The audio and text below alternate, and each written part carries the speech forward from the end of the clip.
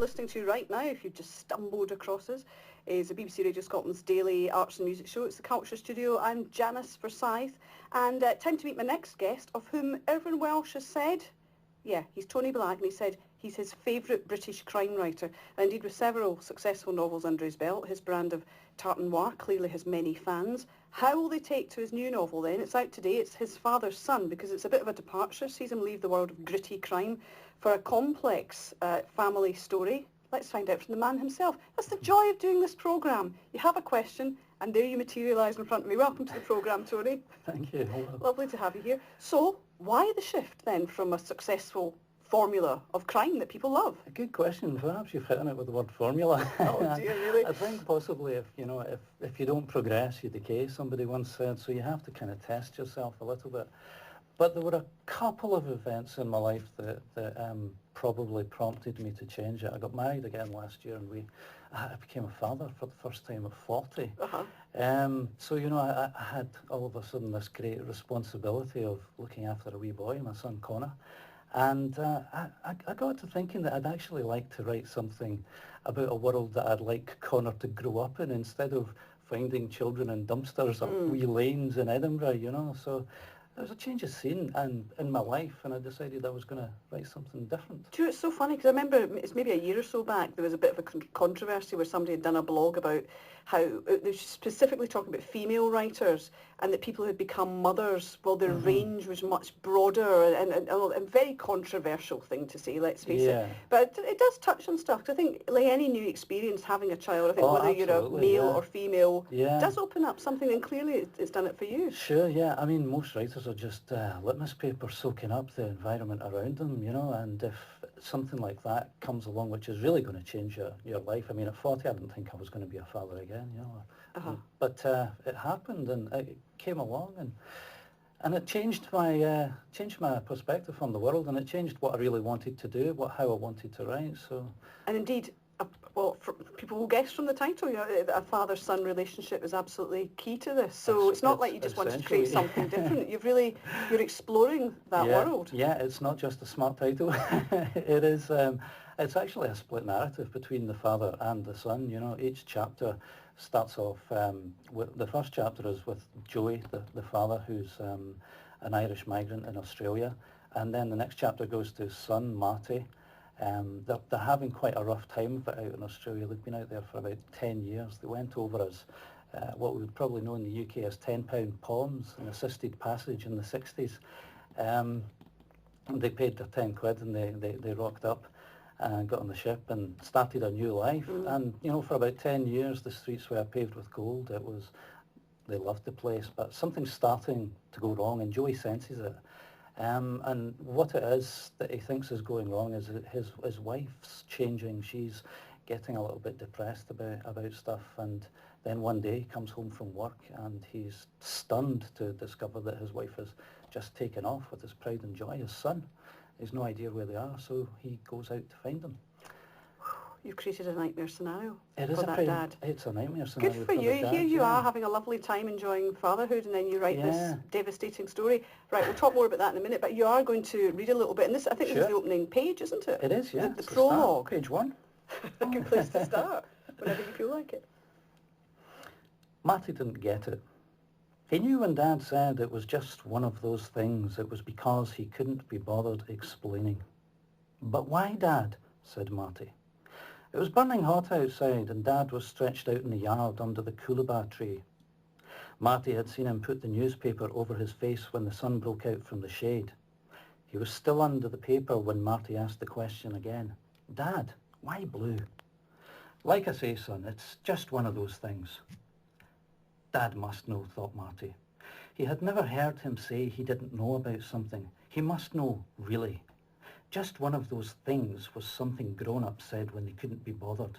It was like, go away and play with a cat's eyes on the road. "But Dad, why blue?" Why did they call Dad blue? Pete, their neighbour, with the swimming pool with all the leaves in and the car with no wheels, had called Dad blue every time he passed by. And Pete wasn't even a very good friend of Dad's, thought Marty. Pete didn't even support Liverpool, so Dad couldn't really be good friends with him. "Marty, it's That's an Australian thing, all right. That's what they call you in Australia when you have red hair like me. They call you Blue. Marty really was confused now. Well, why don't they call you Red? Because, Marty, it's Australia and they do things differently here. It's the other side of the world. How lovely. The opening of Tony Black's new novel out today called His Father's Son, read by the author himself, and shades of autobiography in this. There is and there isn't. I mean, it's very much a novel. I mean, I planned it as a novel, but there are semi-autobiographical elements in it. I mean, my parents were £10 poems. I was born in Australia, and they left after about 10 years and came back to live in Ireland. So Is that where they were from originally? No, they weren't. They were originally from Kelso in the Borders. Okay. But my dad found work in Ireland, so we went out to Galway on the west coast, and we stayed there for a few years. So I dropped into Galway pretty much at the same time as Marty, and a lot of the stuff that Marty encounters in the story are things that I've just culled straight from my life, you know. Would I be right in thinking then that it wasn't just the birth of your son that brought this up? I mean, have you been thinking about writing this story for a while then? No, this has been a story that's probably been on the back burner for about the last 10 years, but it hasn't been able to be fully realised until my son was born. That's when I really started working on the rewrites and drawing it into a proper shape and form and what have you. It kind of it was waiting for a spark, and that was the spark. But yeah, it is semi-autobiographical. I'd go along with that. And those memories you're talking about, so what age were you when you... I was 7, 8. Yeah, so really disconcerting for a wee lad. Really, really disconcerting, yeah. It was a really strange experience for me to just drop down in the west coast of Ireland. Lots of rain for a start. There was lots of rain, yeah, and it was an all-boys Catholic school that I went to, and I'm trying to think of things that happened. I used to get sent to the chippy at lunchtime to get fags for the priests and stuff like that. And, I'd be followed around the playground if I had an apple by these sort of barefoot tinker children saying, "The core, please, mister, the core." And I couldn't understand what they were on about, but they were begging for my apple core, you know. So a lot of this stuff, and having to learn Irish as well, you know. And you'd come from sunny, warm, relatively affluent Australia? Well, yes and no. My father was a dockyard fitter. He was a fitter in Forsyth, and he was a fitter when he went out to Australia as well in Newcastle, which is a big port. Had quite a few famous Scots out there. I think Mark McManus was a boxer there for a wee while. Love it. Yeah. So he came over, and that was that. But compared to little barefoot children asking for the core of your apple... No, that was a real shock, yeah. I mean, it was a big culture shock, and it was absolutely steeped in religion as well at that stage, Ireland, and it was very poor. You know, the Celtic tiger wasn't even a cub then. No. It was very, very poor. And the religion, we had absolutely no religion. I mean, I think my father's side of the family were lapsed Catholics, and it just was bizarre to me. I mean, Marty talks a lot about going into rooms and seeing pictures of this lady in a blue hood everywhere, and he's absolutely no idea who she is. And he's never seen the cross with an actual naked man on it or anything like that. It was just confusing, but you know, that's the kind of thing that I drew from my own experience to put into the book. How wonderful for a writer. Right, we shall talk some more about the book. I'm going to play some music, and actually, you're a big Love and Money fan, I discover. I am indeed, yeah. I think James Grant's got a fantastic voice. Are you a long-term fan? Long-term, yeah. I've actually, believe it or not, starred in a video for him. Have you? I'm going to put that one up online. Yeah, with William McIlvanney. He played my dad, and I played the son, and it was called... I can't remember what it was called now. Don't worry, we'll be using a search engine to find out exactly what that was. You'll find it on YouTube. We'll come up to date though, because it was amazing, wasn't it? I mean, we'd heard rumours. I spoke to James as well in another programme. It's like, do you think you might get back together? And it seemed to happen fairly quickly. Yeah, it was absolutely outstanding, and the title track, Devil's Debt, has absolutely blown me away. Right, here it is.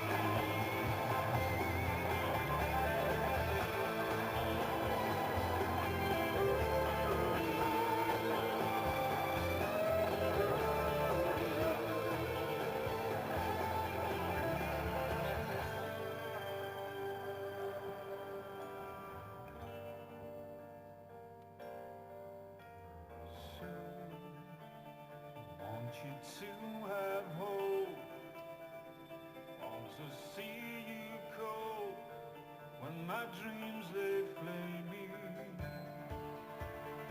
anchored by these sails, rank of bitterness, you know you own me, and you need to pay me. There's a sun and the moon and the stars above us, a crown of gold eagles stolen in love. There's a devil's day.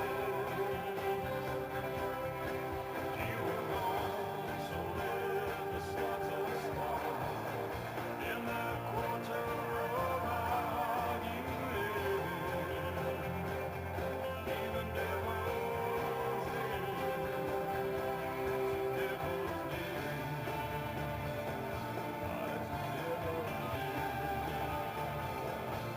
It's the devil's day. It's the devil's day. It's the devil's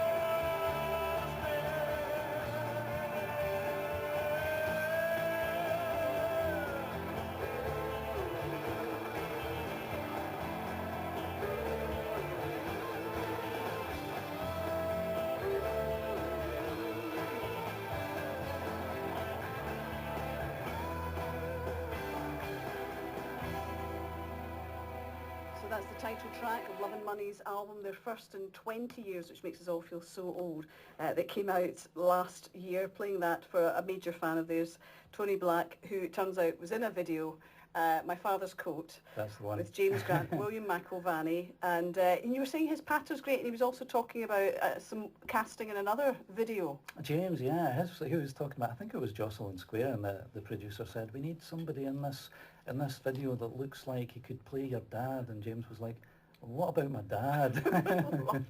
I love that. Yeah. God, it's such a small world, because I think that video was made for a programme I used to do on STV called NB, and my great mate Fiona, who was probably the producer who said we need somebody, she's also in it. Everyone's going to be going online and looking up. There you go. But it's a great song, Jocelyn Square too, It's isn't fabulous. Yeah, oh, they're all great songs. Yeah, he's just an outstanding musician. it? And James, very funny with the old patter as well. Yes.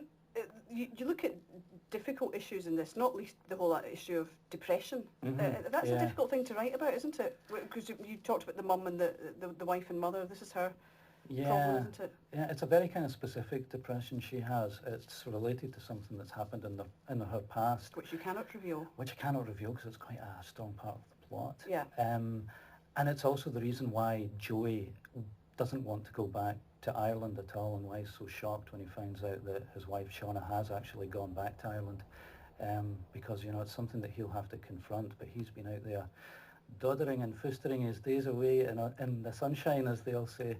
And when he does go back, it kind of makes him realise that the problem that he's been dealing with, the way he's been dealing with it, has been wrong. He's just been shoving it to the back of his mind. But Shauna, his wife, has been thinking about it every day, and he's ignored that.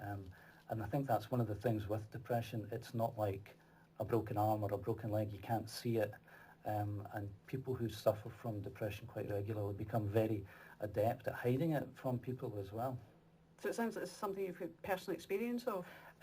Well, I had it sounds like I have cobbled my entire life together into this book, but I did have a very dear uncle of mine who died in Australia. He suffered quite seriously from depression, and it was actually a suicide. And one of the significant subplots of the story is the fact that Shauna's brother has died. There is a family history of it. As a writer, I do probably dip into depression quite a wee bit more than most people. I think it's pretty well documented that creative types have got, I think it's fewer dopamine inhibitors or something in their brain, I can't remember. But it's like the payoff for creating is that you have this dark downside. So. And it's also, but sadly, it is also the case that so many other people in all walks of life suffer from it, so I'm sure it will no, it's not. It's absolutely not just limited to people that work in the creative industries. Yeah. It's very widespread. Did you find, I mean, I hate calling it genre fiction, but the whole tarte noir and crime fiction, you can explore so many interesting issues there, but clearly you chose not to go down that path with this particular story, and I can understand that. Do you think, though, that will you go back to crime fiction? Will you go between the two? Or are you off in a different direction now? It's an interesting question. I had the kind of opportunity to do this as well because I was originally for my crime fiction in a 6-book contract with Random House, and when that came to an end, I had a choice if I could keep going writing more crime fiction or I could try something different and chance my arm elsewhere. And that's really what I decided I was going to do.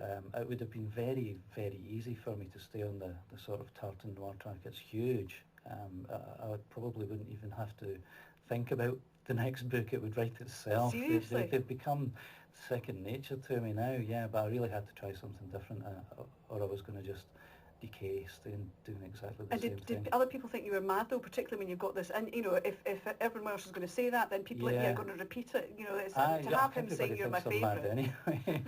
But yeah, you know, it was what I wanted to do, and I really, I think you've got to follow the instinct as to what's calling you to put it down on the page. I have got some other crime novels coming out that have already been written. There's one's coming out at the beginning of next year called The Inglorious Dead, and is that one of the previous series? No, is this a different one? It's a different one. It's not part of my Gus Jury series or my Right. Rob Brennan series that were with Random House. It's a new series set in Ayr. And I've got another crime novel that's already been written that's with my agent just now, which is kind of making its way to publishers. So there's still going to be a few Tony Black crime novels filtering their way through. But I'm sure the fans will be pleased to hear that. But my next novel is actually not going to be crime at all. It's with a Glasgow publisher, Cargo, and it's called The Last Tiger, and it's similar sort of territory to His Father's Son. Well, I'm glad you explained all of that, because I can't keep up, although Cargo's terrific. Tony Yeah, Black, yeah. lovely to meet you. You too. Good taste in music. I also Thank like your you. glasses, and I'd like a pair like that, just Oh, for the right, radio okay. listeners.